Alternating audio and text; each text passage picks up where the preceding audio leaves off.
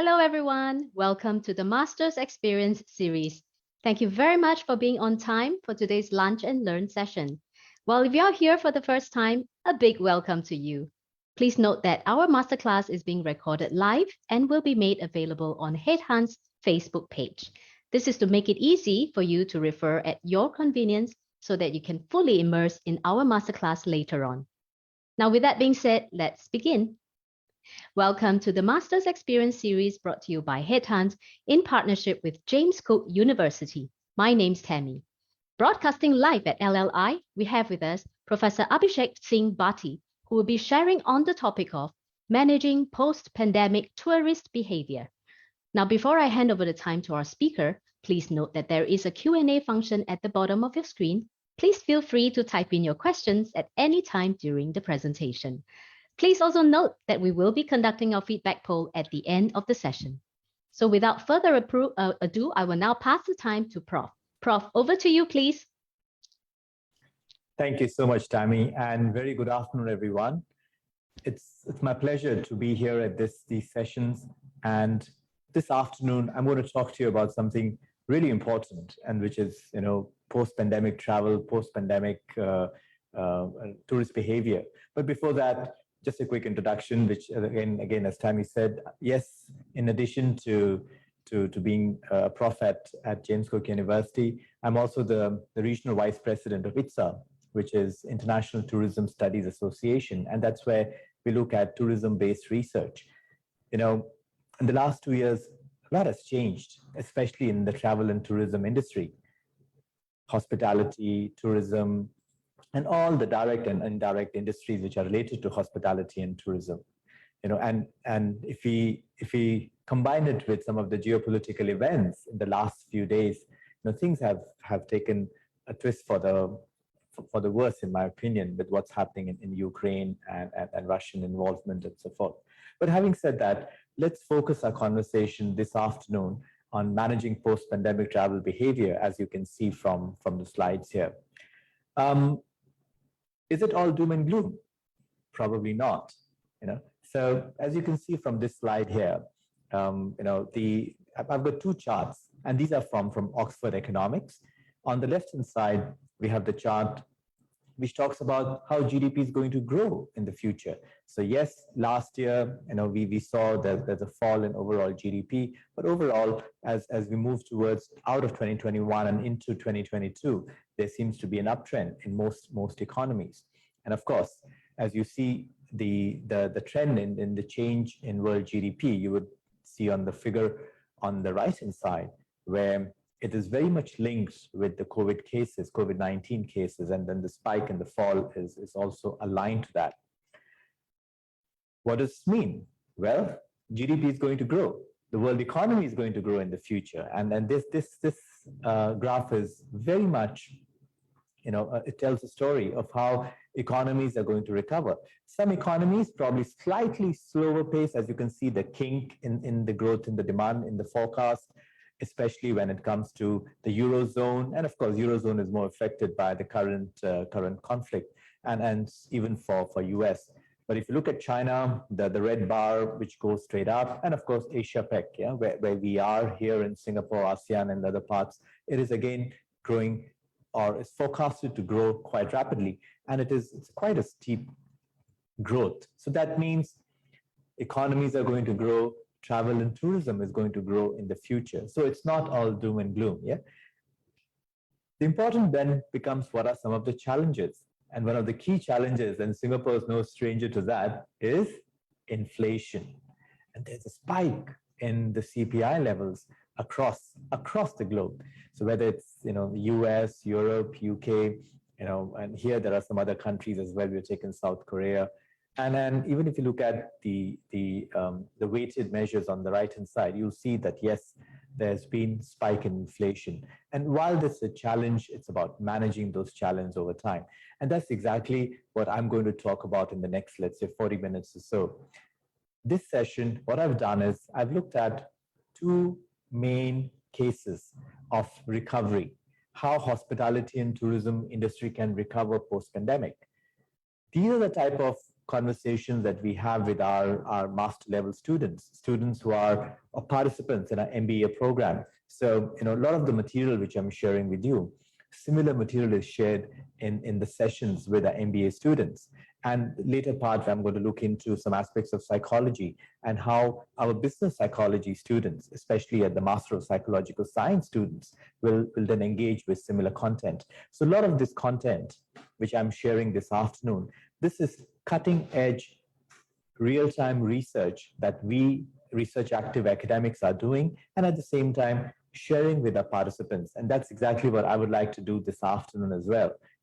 You have that Q&A function there, and through that Q&A function and through that function, I like to engage with you towards the end of this session, more in terms of not just questions, but comments and how to take the conversation forward.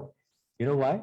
Because nobody has a silver bullet. Nobody knows what is, there's no crystal ball gazing here.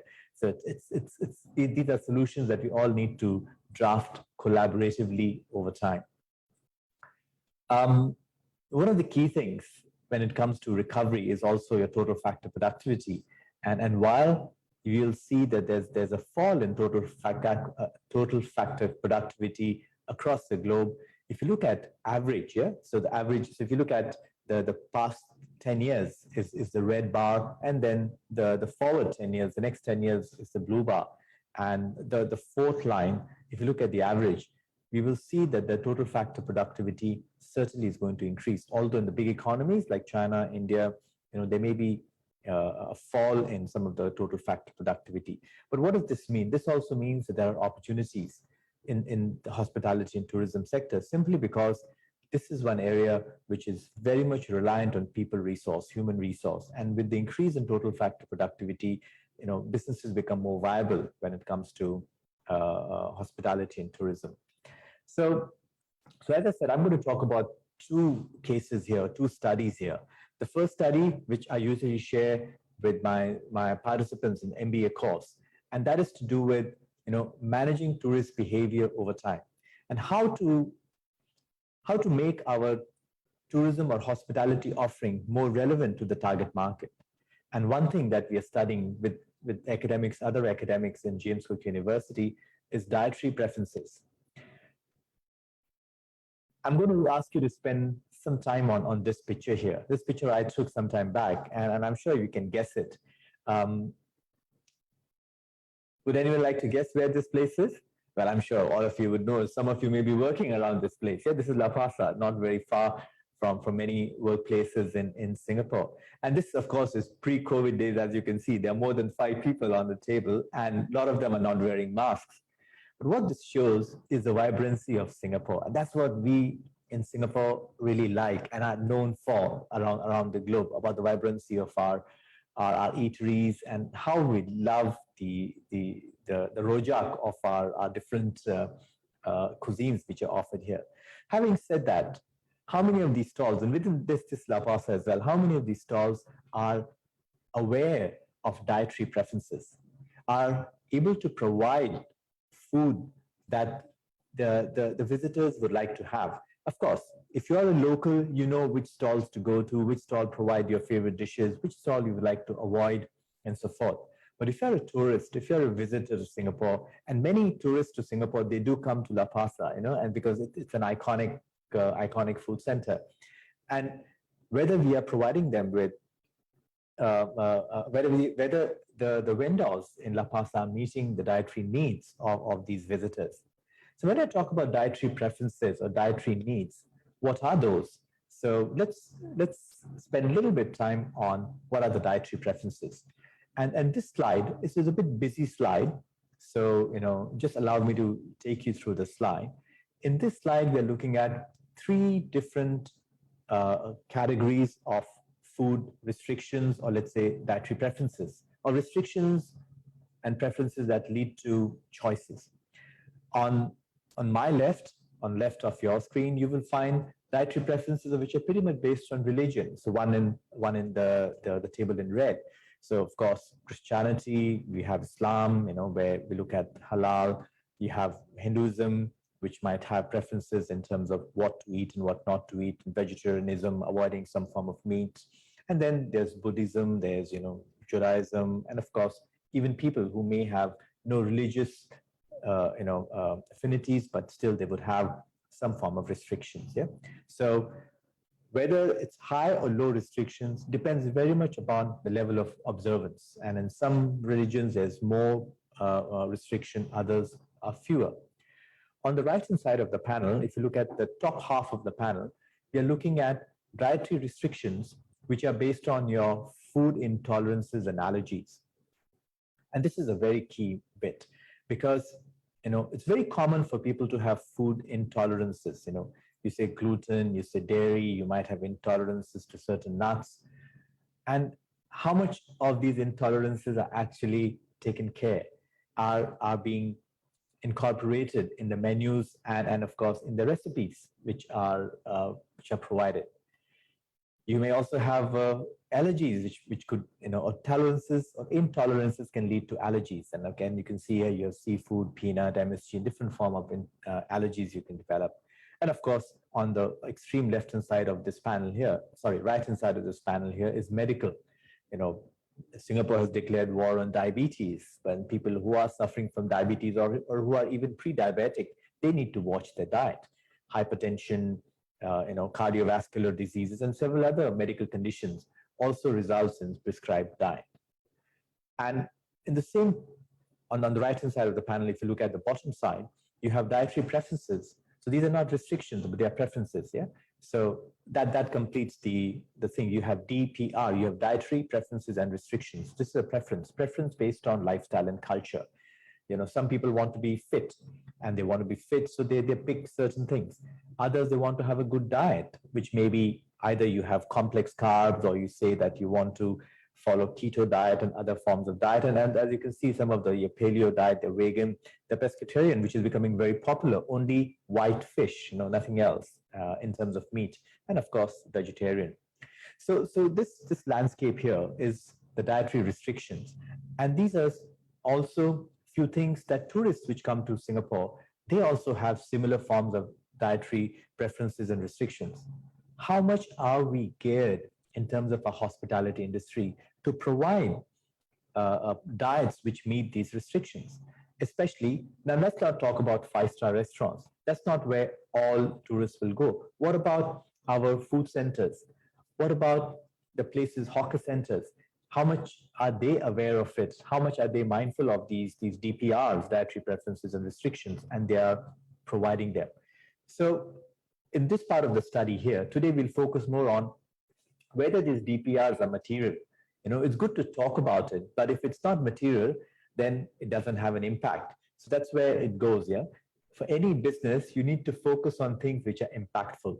So whether DPRs are impactful in your business, and that's again, some kind of critical thinking that we also focus on our MBA curriculum, where students would go into not just taking things by the face value, but trying to, evaluate it, trying to reason it, and of course, take decisions based on informed thinking. So, let's step back and talk about our tourist profile. Who are these tourists who are coming to Singapore? And you can see here, you have primarily Singapore is quite a busy tourist center. We get more than about close to 20 million tourists. Well, pre-COVID. Now the numbers are low, but I'm sure with time the numbers will go up by 2023, 2024. But Australia, rest of Asia or ex-Singapore, Europe, and of course on the left-hand side you have USA. These are the main areas. Out of these main areas, what we have done is we have picked tourists that come to Singapore from 4 key destinations. You have USA, UK, India, and Australia. These are the top 4 destinations. And it's not just based on number of arrivals. We also wanted to see how much are they spending, because if you have a tourist who come and just doesn't spend anything, they're not going to enjoy the local fare, local food. So dietary preferences will not matter. So we also looked into the purchasing power. So all these 4 countries are also in the top 5 spenders, dollar spending in terms of visitors. So that's the profile that we looked at. When we did our survey, we got a very good mix of about 57% male and 43% female. In terms of education, as you can see on the right-hand side, again, there's a fair mix with high school graduates and, of course, undergraduate, which is about 35%, then about 40% are postgraduate, yeah? So see, postgraduate is becoming common, yeah? And that's one area, if you want to enhance your own career progression, you need to focus on what is the next master course that you want to pursue, yeah? And this is important here.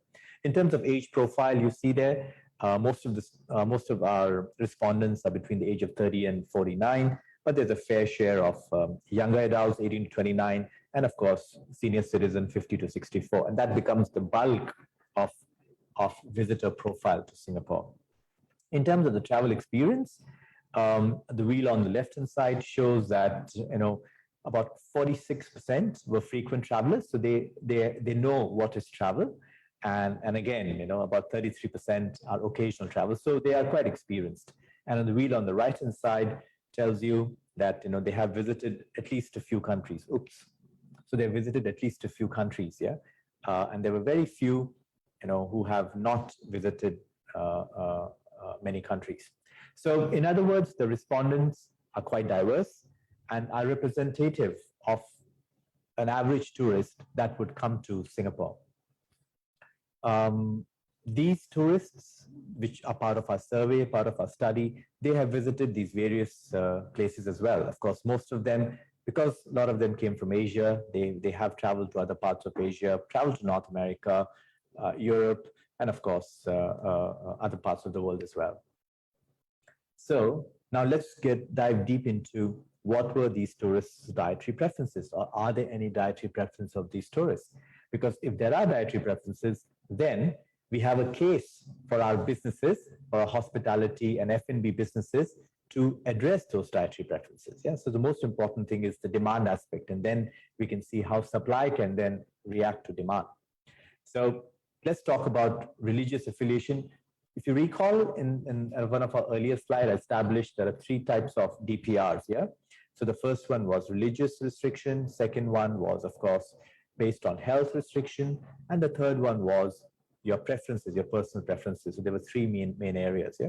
So here, if you look at religious affiliation, about 3/4 of our respondents, they had some religious affiliation, but about 1/4, 26%, had no religious affiliations, which also shows that religion may or may not have an impact.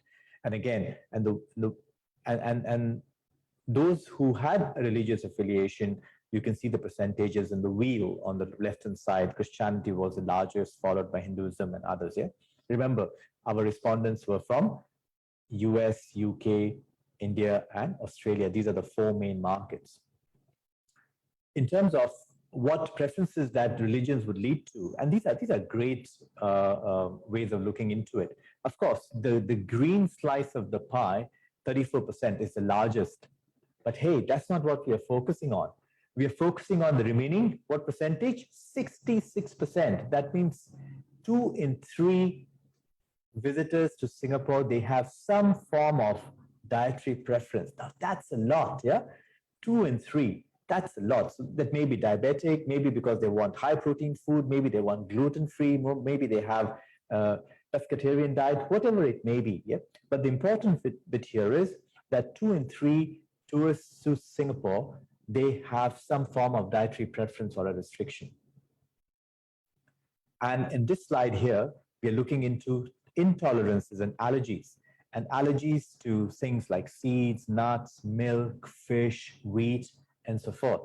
Now, again, you might say, hello, Abhishek, 56% don't have allergies. But then my resort to you would be 44%, that's about half of them, or 4 in 10, or 4.5 in 10, if you want to be more precise, they have some form of allergies. And to what extent our F&B sector is actually helping them, is aware of those allergies and providing them with food that they can enjoy, without having any form of restrictions or concern for the food that they're going to eat. This is where it's value add. This is where Singapore can say we are doing better than other tourist destinations, and I'm just naming few, whether it's Thailand, whether it's Australia, whether it is Indonesia, Bali. They don't care for your diet. we in Singapore are keeping your diet as a forefront, and we want to make sure that you as a traveler, when you come to Singapore, you don't have to worry about your dietary preferences, about your restrictions, because we have taken care of it. That's how we add more value to your overall tourist experience. Yeah. I'll speed up a bit, in terms of, just to be mindful of the time here. If you look at the medical conditions here, once again, this tells a story that although vast majority of the people do not have a medical conditions, but the colored bits of the syringe, if about 14% have diabetes, then about 13% have medical diet, which is based on diabetes. If about 11% have hypertension, blood pressure, then about 8% have a diet which is affected by the hypertension. So in other words, a medical condition has a very strong correlation with your medical diet. So if there are people who are coming into Singapore and they have some form of medical condition, then they'll definitely be on a medical diet. And if we can tell them that, hey, we take care of your medical diet, we are going to wow them and they're going to be a happy customer, a happy tourist. Lifestyle as well. And again, as you can see from the wheel, a lot of people go for healthier choice. Of course, some of the other factors, you also have environmental conservation. Some people are activists and they don't want to eat certain things because they feel strongly about it. You can also see health concerns like weight loss, which is the purple one, 13.42. So there are several preferences people have based on their culture or, of course, their lifestyle. So that's that bit, though, those few slides. From those bit slides, we can now establish that dietary preferences are important. And two in three tourists to Singapore have some form of a dietary preference. That means it is an area that is worth spending some time on. Now, let's look into important performance analysis. How important these dietary preferences are to our visitors to Singapore, and whether if we wow them, then that will lead to future streams of tourists. Yeah, tourism is not a one-time activity.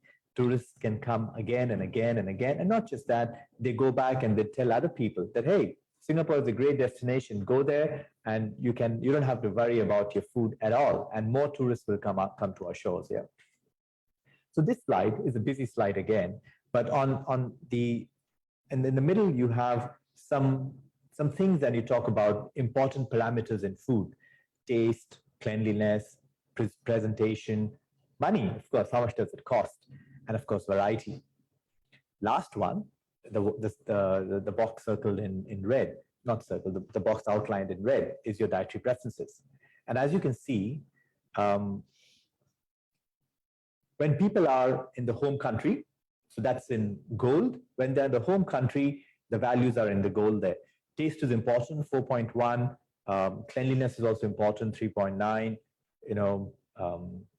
Of course, cost is important, 3.6. Variety is important, 3.5. Dietary preferences is also important, 3.3. You might say, hey, Abhishek, 3.3 is the lowest of all the other means. But again, my argument is 3.3 is still high. Yeah. If you look at 3.3 on a scale of 5, becomes 66%, which is again quite high, which is about 2/3. They still feel dietary preferences is important. The thing that I really want to drive home is the one in blue. This is when they're traveling. You see the plane? That means they're traveling. So when people are traveling, their concern or their regard for some of these factors become even more important. For example, cleanliness. As you can see, cleanliness, the mean increases from 3.9 to 4.1. People become more aware and more mindful of, hey, if I'm going to a new country, whether the food I will get will be hygiene. You look at presentation. People are more interested in how it's presented to you. Cost, not so much. Variety, people want more variety because when you're going overseas, you want to try different food. You just don't want one dish or two dishes. You want to try different things. But the thing that has gone up is also your dietary preferences. From 3.3, it has gone up to 3.5, which also means that dietary preferences is an important consideration. And even when people are traveling, so tourists are the ones who are traveling, they become even more concerned about whether their diet will be met. So if we can assure or give them the peace of mind that Singapore takes care of your diet, then they will be more easy and more comfortable during their trip in Singapore. And again, these are some more factors, more analysis about importance given to dietary preferences are these three categories: religion, medical, and lifestyle and culture. In daily life, which are the bars in blue, and of course, travel time. And as you can see there, even during travel time, people are equally concerned. There's not very much difference. So what we're establishing is that even when people are traveling, dietary preferences is an important factor. So now let's talk about whether people are going to make a choice based on whether the dietary preferences are met or not, and whether they're willing to pay more. So WT means willingness to pay. On the left-hand side is the big circle, and the big circle says that 62% people will pick a destination where they have higher level of assurance of meeting their dietary preferences. Isn't that amazing? Yeah. So Singapore can do it. More people will come to Singapore. And similarly, the circle on the right-hand side says that 67, that's a straggling figure, 67% of the people are willing to pay more. Well, if providing diet-based food is going to be more expensive, don't worry about the cost, because the customer is willing to pay more. And it's showing here that they are willing to pay more. So as a provider of service, provider of food, you don't need to worry about your profitability. Your margins are going to be healthy, if not grow. And not just that, when you talk about dietary preferences, that this goes back to what we are, what's our ethos, what's our culture. Of course, by being more inclusive, we show diversity. And Singapore is a very diverse destination. It improves our image that, yeah, we are open to people and we serve people, who have different types of needs and requirements. It means, in other words, we become more inclusive. And that's how we are. We are an inclusive society. It will enhance Singapore's popularity as a destination. And of course, and that will help Singapore become a destination of choice in the post-pandemic. And of course, it will also add more value to tourists. The same respondent, we also ask a very important question, and look at that two baskets, yeah? Let's focus on the basket on the right-hand side. What's your overall satisfaction with Singapore as a tourist destination? So these are the ones who had visited Singapore, and look at it. 88% said Singapore is a good destination, yeah? The green tall bar. And only very small percent, 1.2, were unhappy as Singapore as a destination. But let's look at on the left-hand side now. Now that becomes a little bit more concerning. What is your satisfaction of Singapore meeting your dietary preferences? And hey, the unsatisfaction rate goes up 10 times. 15% are not happy, yeah? And about another 35%, are average. So this is the group of people, it's about 50%, yeah, 35% plus 15. 50% people that we as a destination can convince them and convert them into happy customers by focusing on the dietary preferences. Not just that, if you look at this figure, loyalty, the loyalty, it shows that loyalty would increase, although the mean is 2.86, and these are significant figures. The mean is 2.86, but this shows that they will return to Singapore and they will introduce Singapore to others, if Singapore is able to meet their dietary needs. So that was one part of the study, the first study that I spoke about. And of course, usually, when we have our classes and our sessions, then we look into the demand side and the supply side, and then we engage our participants into conversations. As I said, I don't have all the solutions. The solutions needs to come from the class, from the participants in our MBA course and our Masters of Tourism course. Yep. So that's one of the studies that we are doing in Singapore and in Jcu Singapore. And not just that, these are actual cases which are discussed in class with our MBA participants. Now I'm going to go and talk about another related matter. So don't forget this slide, because at the end of the session, I'll have some Q&A, and perhaps you could challenge me, or we could engage in a conversation about demand side and supply side conversation. As I said, there is no one right answer and there is no wrong answer. As long as it works, it's good. So let's move on to the other study. And again, this study is mostly looking into psychological aspects, or psychological aspects of tourists. So once again, this is a very common conversation that we have with our participants in our Masters of Psychological Science course, which looks into business psychology and other forms of areas, because this is again psychology-based intentions, travel intentions. So the first study was more about economics, providing meeting demand and how whether meeting demand is of value. So it's more business related, very common in business, MBA. And this one is more in terms of intention, psychology. And of course, these are type of studies we do more with our participants in our Master of Psychological Science course. I like to always have a personal picture. So the first one was my La Pasa picture. This is a picture of I've got my two boys there, and there are some other family members as well. But a tourist destination very close to Singapore, where we used to go very often, sometimes over the weekend, pick the car and go there. And I'm sure none of you will be surprised, and you will not find it difficult to guess it, simply because you don't see many ships in the background. If there were many ships, you would say this could be Sentosa or East Coast. But because there are no ships in the background, this is Desaru. Well, there you go, yeah? Something which was an hour's drive from Singapore, very accessible, and many Singaporeans will go to Desaru just for the weekend. But this was all pre-pandemic. Now, I've not been to Desaru for 2.5 years, but I've loved to go there, love to drive there. It's a lovely drive going through Kota Kinabalu, or even now through the new bridge that's been developed, which has been constructed, and it's just amazing. Lots of things there. So how can we encourage people to travel again? How can Desaru encourage people like myself to bring this lovely kids? Now they all are slightly older, 2 years, 3 years older, How can they bring these lovely kids to Desaru again? That's the main objective of the next few slides that I'm going to talk about with you. So when we're looking at, what has been happening, so you see the hexagon, the two hexagons here, one is tourist, one is government, and then there are a lot of things which are happening around them, yeah? And all these are various factors that influence travel. Travelers are scared because of restrictions. Airlines are worried. Of course, now airlines are recovering, but still there are several suspended operations. Tourists are worried, or travelers are worried about going to a destination, about the healthcare capacity. Even when the VTL started, I did a commentary on Channel News Asia, and in that commentary, we talked about why VTL at that time VTL with Germany was not very successful, simply because people were still concerned. People were still concerned about healthcare capability, about what happens to them if they're overseas. So that is important, how to encourage people, how to build their confidence to travel.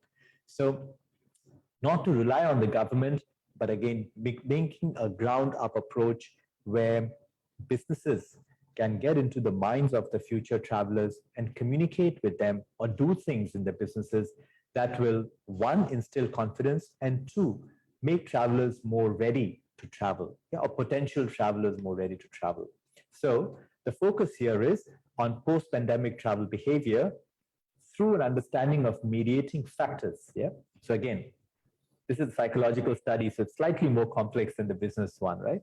So this is how we are looking at the relationship between destination image, and travel intention, and whether there are some factors that can alter the image and can influence travel intention post-crisis, or. So of course, COVID-19 is one of the crises. Could be anything.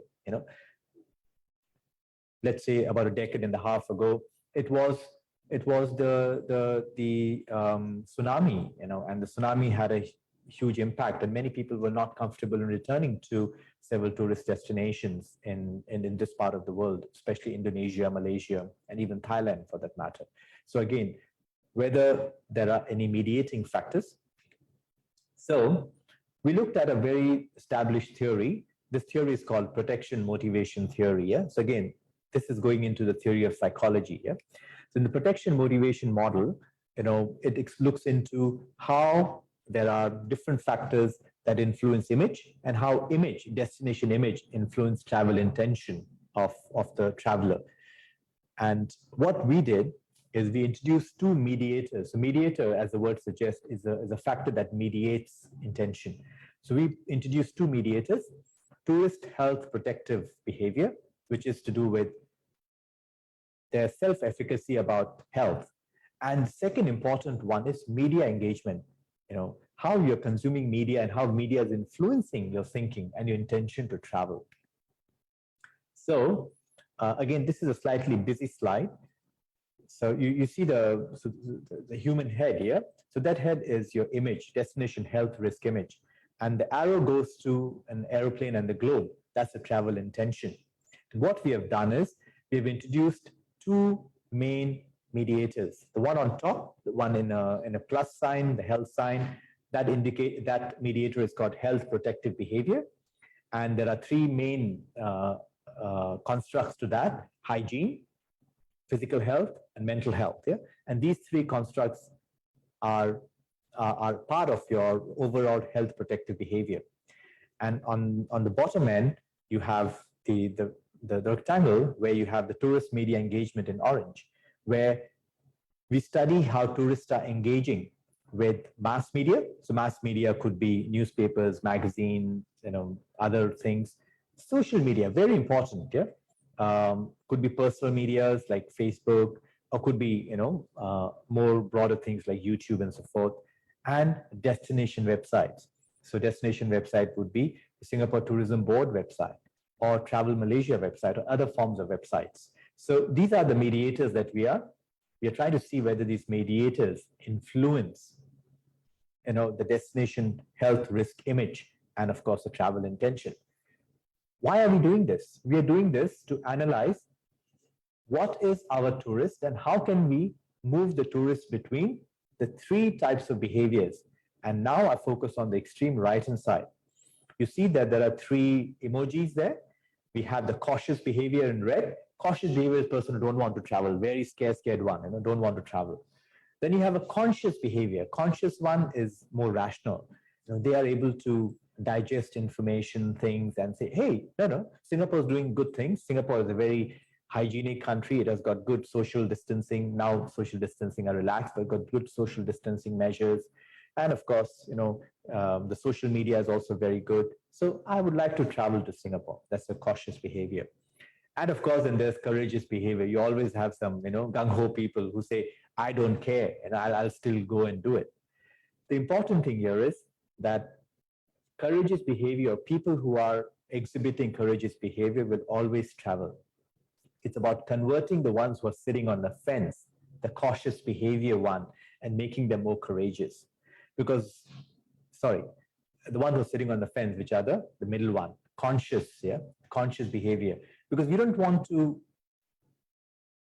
we didn't want people to travel and not have a good experience. The conscious one are the ones whom we can convince them because we give them good reasoning and arguments and we show them the reality, and they will then change the intention, and from conscious they will become more courageous. So it's about moving visitors towards more courageous and enhancing their intention to travel to Singapore. I think that's the key thing. We want Singapore as a destination to grow in the future. So this study is still in work in progress. We are doing this. We are conducting. We are just like the first study. We've got data from several markets. China, India, US, Australia, UK. We even looked at Indonesia, and this study has respondents from many countries, and we are trying to study the effects of destination risk image, the mediating role of the two factors. As I said, you can see the two factors, the health protective behavior and the tourist media engagement.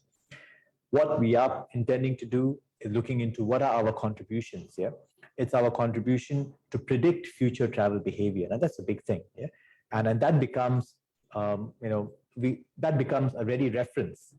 Our research will become ready reference to people in Southeast Asia and in Singapore to see how to influence future travel intention. We want to grow international tourism, as the pandemic, becomes not so severe, and we want to grow by having the right communication with people. So targeted communication management is really important. if you want a destination to recover, how to make sure that you're targeting proper communication. That's important. Our study is going to highlight, because we have done some preliminary data analysis. It recognizes that media is an effective solution. So whether it's mass media, social media, or destination websites, these are some very good sources to influence or rationalize with potential travelers and enhance the level of confidence to travel to Singapore and the region. It's all about rebuilding the image and letting people be confident and come here confidently and enjoy the travel when they come to Singapore. Of course, the important thing here is that this is different from how tourism and was managed earlier on. In the current post-digital era, it's important to use technology, important to use social media and internet to communicate, and by doing so, we are able to enhance travelers' protective behavior and tell them that mass media or parasocial. So when you talk about parasocial, these are social media, parasocial, which are always happening on your phone, happening and other things which are part of your psyche over time. These are very important again in formulating your intentions to travel. As I said earlier, it's about convincing people who are, those who are less courageous, people who are more cautious, telling them to be more risk-taking. Why? Because risk-taking is fine. It's okay. You are taken care. And of course, as you can see there, the last point, which is the most important, tourists will shift towards courageous behavior once the health risk image of the destination improves. And this is statistically proven. So again, studies like this, they are very important in terms of business psychology, very important in terms of getting into minds of your customers, and similar studies can be done for employees as well. Yeah? So when you talk about organizations, what are organizations? Either they're customers or they are employees, and all these are people. And you have to be very mindful of managing with people, and that's where psychology becomes important. On that note, I thank you for your attention. I hope you found these two cases relevant. And as I said, these are the type of cases that we share with our participants in the class. And now I would like to invite my colleague David to share with you a few other things about what JCU has to offer.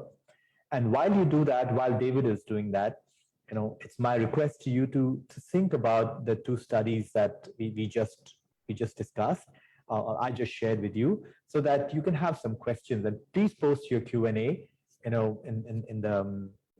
the free text box there. And then once David is finished, I will come back and we can have a conversation on some of those areas that you feel are important. Over to you, David. Thank you, Professor Abhishek. Hi, my name is David. I'm from JCU Continuing Education. So let me just briefly share with you the overview of James Cook University and some of our programs that you may be interested in. So allow me to share my screen now.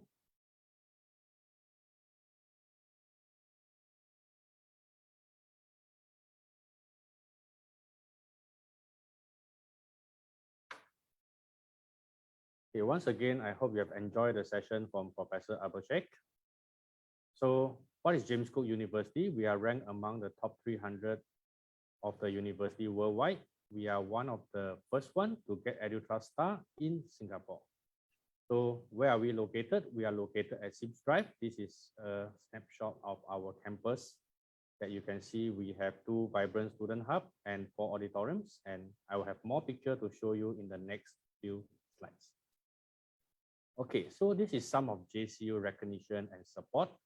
As you can see, we have the highly recognized AACSB recently to prove our business school together with our tourism studies as the highest recognized accreditation. So this is how our campus look like. We have 3 campuses in Singapore, Cairns, and our main campus will be located at Townsville in Queensland, Australia. So more pictures to show you about our facilities.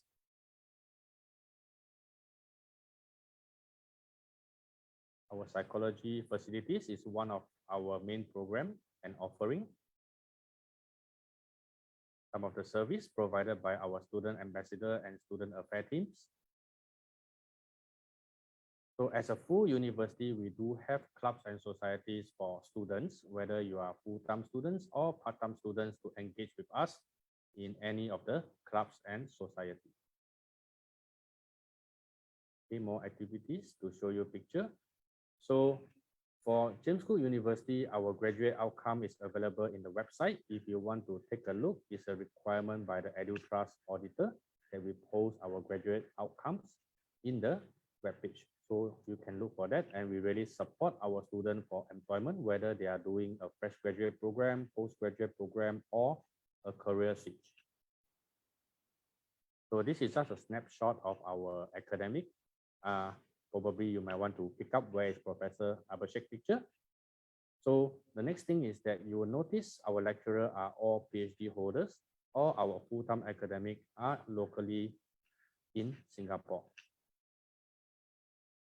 Okay, so a quick snapshot of our business courses. So tourism, as what is being taught in the session earlier, our tourism fall under the business school. And if you can notice that we do have some interesting MBAs with MICE focus. As well, we have a double MBA and tourism masters that are being held full-time in JCU. I would just like to feature our new course, Master of Psychological Science. So as the world now evolves in post-pandemic, there's a lot of organizational transformation doing in many companies, because the way that we used to operate has keep on changing due to the pandemic. So this course will focus a lot for leaders, as well as people working in the HR sector that wish to have a change in the way that they operate, and to learn more about the psychology principles in solving all the issues that come across in organization. Okay, so my department is continuing education. We welcome you to keep connect with us. So we offer all the part-time programs across various fields of study, not only for business. So this is some of the faculty that we have: psychology, education, and IT. We also have higher degree by research if you are keen on becoming a professor someday. Okay, so probably this will be my very last slide. My name is David again. Thank you for giving me a few minutes to share with you some of the program. So if you are interested, you can connect with me via email, phone number, or I just pause for another 5 seconds if you want to take your phone and take a QR code to link to our webpage. Thank you so much. I'll be handing back to Professor Abhishek for the Q&A session. Thank you so much. Thank you, David. So, well, I hope you had the time to think about a few questions. There's one question here, which is asked a question, and that's quite a interesting one. And the question is, how can we send a message whereby tourists are aware that their dietary preferences are met across? How can you send the message across to the tourists? How can we go beyond just displaying vegetarian and halal signs? And then, yes, halal and well, I think halal is one thing that we in Singapore are really good at doing. In terms of meeting the dietary restrictions. Yeah, it wasn't so much of a preference, but a restriction.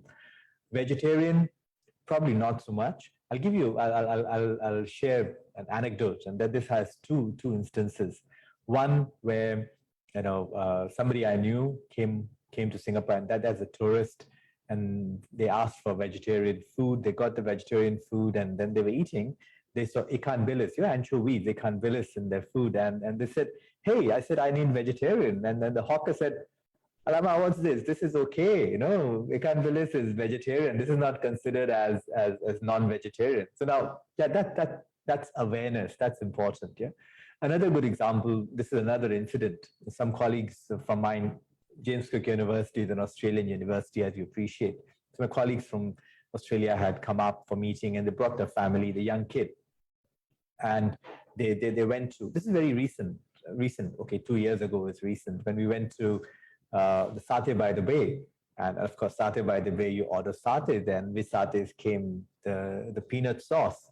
And then the little girl was allergic to peanut. And, well, there you go, luckily the parents, because parents know that when they go overseas, they got to be very careful of what the kids are eating and this and that. So the moment the plate came with the satays, and they had the mutton satays and chicken satays, and they also had some prawns. It's already lunchtime. Yeah, I'm getting hungry as well. And then they had the peanut sauce. Luckily, they put the peanut sauce away. So these are things where all you need to do is when you see, let's say, an Ang Mo come and they order, you can just ask them, okay, I'm going to provide you with peanut sauce. Is that okay? And the Ang Mo says, no, I can't have it. And just have to be Ang Mo. Sorry if I'm stereotyping. But usually, people who do not eat. So again, many of these intolerances develop because children are not exposed to such nuts and peanuts and dairy when they're much younger. So as they grow old, the intolerances increase. Yeah. And in some countries, there's more awareness of this. So to answer the question, sorry, it was a very long response to the question, but the answer to the question is, first, we have to be mindful of the various types of dietary preferences and restrictions that our target market would have. So if you are running a hawker center, you're running a restaurant, you should know who's the typical clientele that come to your place and whether that clientele may have some restrictions and preferences. The next question will be, how do you find that information? Well, there are several institutions, companies, they do research. This research, this data is available at a fraction of the cost. Or you come to institutions like JCU, and we love to do research at practically no cost because our mandate is to provide research and add value to the community and become more impactful in our operations. So we provide with this information. It's about people taking initiative. It's about the stall owners, whether they're hawkers or whether they are food centers or whether they are restaurants. They're taking initiative and getting to know the profile of their target market better. Just like in many, if you've traveled overseas, let's say a nearby destination would be Australia. Many restaurants there will have these things mentioned: gluten-free, dairy-free, and other things there. These are minimum things that can be mentioned. But more importantly, just reaching out to the customer and asking them, and then telling them, okay, I can provide you with this type of food and that type of food. So their level of assurance, their level of satisfaction will increase. They will become less anxious, and they will come back to you. It may happen that if a tourist is staying for 4 or 5 days, they might come back to your establishment again and again 3 or 4 times instead of just one time that they would be here. Yep. So I hope I've answered your question there. Probably along the same lines, there's another thing which I could mention in this, and of course there's another question, but I'll come to that in a while. That's also to do with food markets. See, I told you, Singapore food is important. Yeah, since Singapore food is important, we should do a good job there and add value to the tourists who come to our shores. Yeah. So, the other thing that James Cook University is trying to work with STB, not so much of STB, with the Restaurant Hotel Association, SHA, Singapore Hotel Association, is trying to conduct workshops for our vendors, so that the vendors are more aware of the various dietary preferences and restrictions that the clients may have, and not to be shocked at these preferences, but to be open to them, try to be a little bit accommodative and provide flexible fare. If you cannot, then just let them know, and then they'll be very glad. Yeah. All right, so Wailing has another question, and that question is quite interesting as well. The question, this is how the question goes: how do the mass market food providers like hawkers get help to know their profile of target market? How does government help them service better? So Wailing, I think I read your mind, and that's what I was mentioned in my previous comments, that there are several organizations and institutions like JCU as well. So there are other commercial organizations, but even institutions like JCU, which are very willing to work with an hawker, a hawker, or an organization, so that we can provide with the data. Not just that, you can also find similar forms of information if you go to the Singapore Stat Board, which is the statistical information which is available through Synstat and others. May not be so granular, maybe more at more macro level, but that information is available. And then see, if you want to delight your customers, then you have to do something which is out of the ordinary, and you have to take a little bit of pain to get the right data about your customers. Sometimes it could also be part of a survey, a small survey that you conduct with your customers. If there are 5 people sitting on a table eating, they say, yeah, I can give you a dessert for free for share if you can fill this survey for me, and you can have 5 or 10 questions that, hey, do you have any dietary preferences? So through that also you can get your own database. I did say that we are working with STB as well as Singapore Hotel Association, SHA, to try to educate our, it's not just to educate, but also to see if they can provide any flexibility in the menu to help these customers better. So that's where government is stepping in.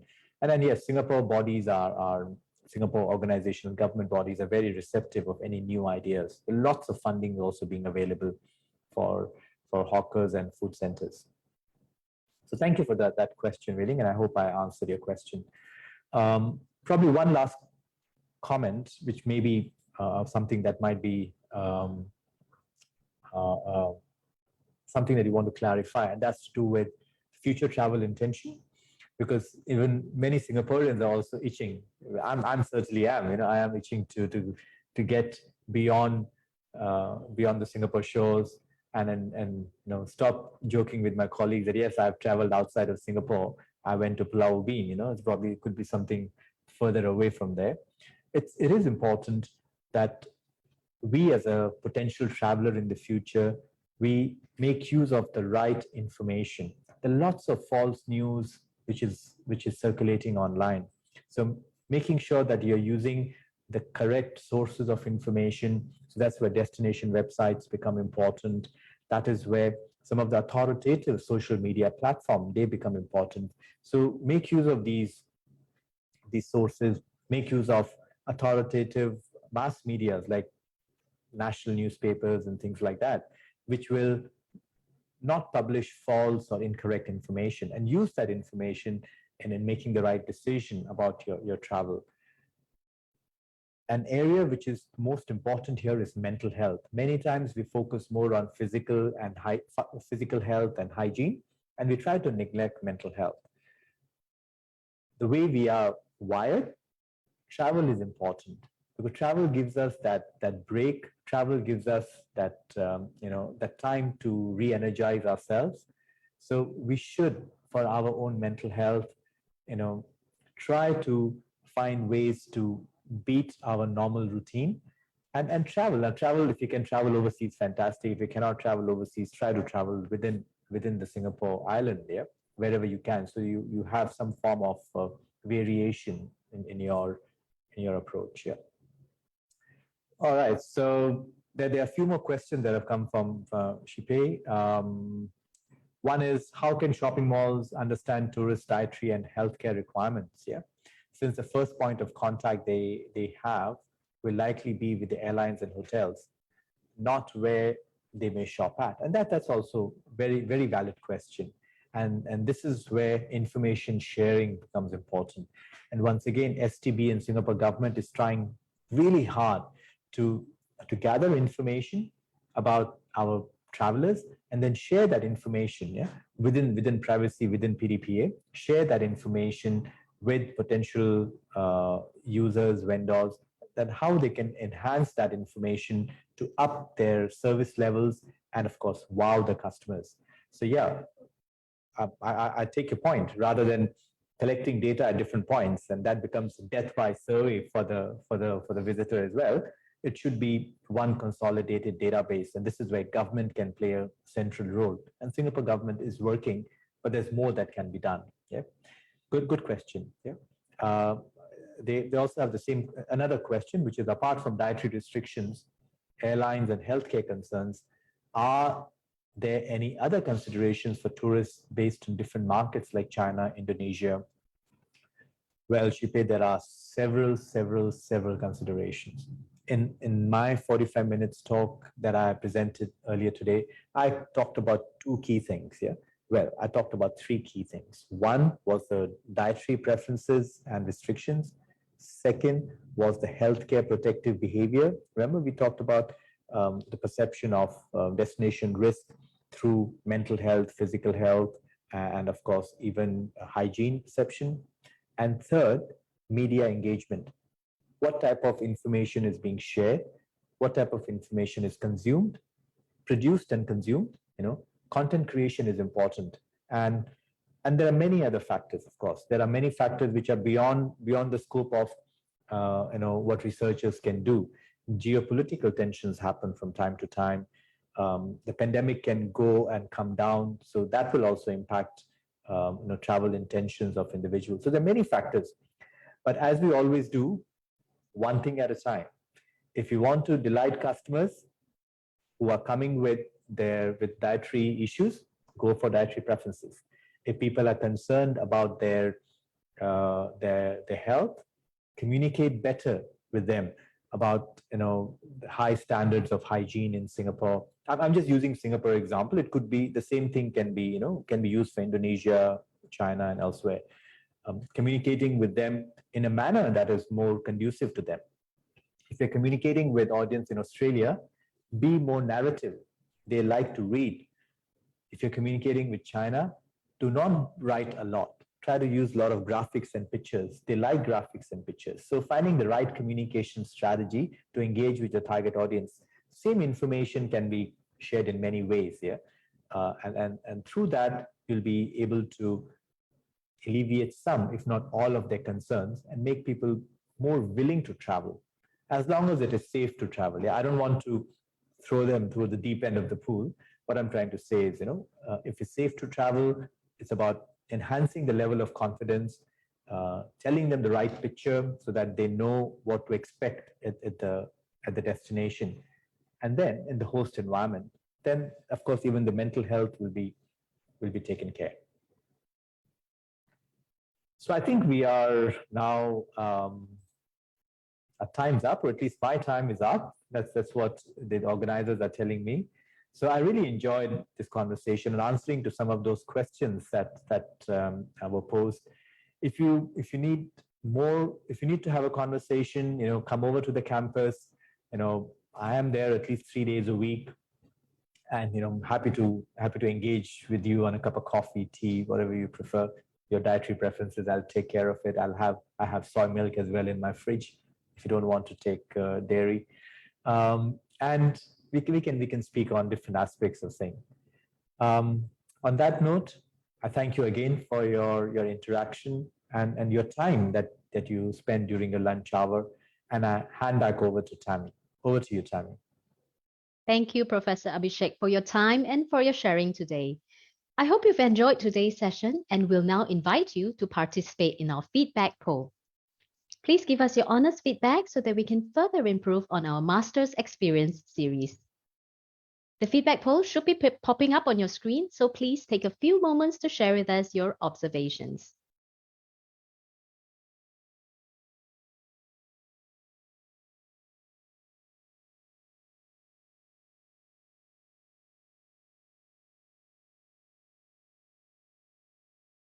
Your feedback is very important to us, so we really value your feedback and taking time to do this. Just a couple of seconds more before we wrap up.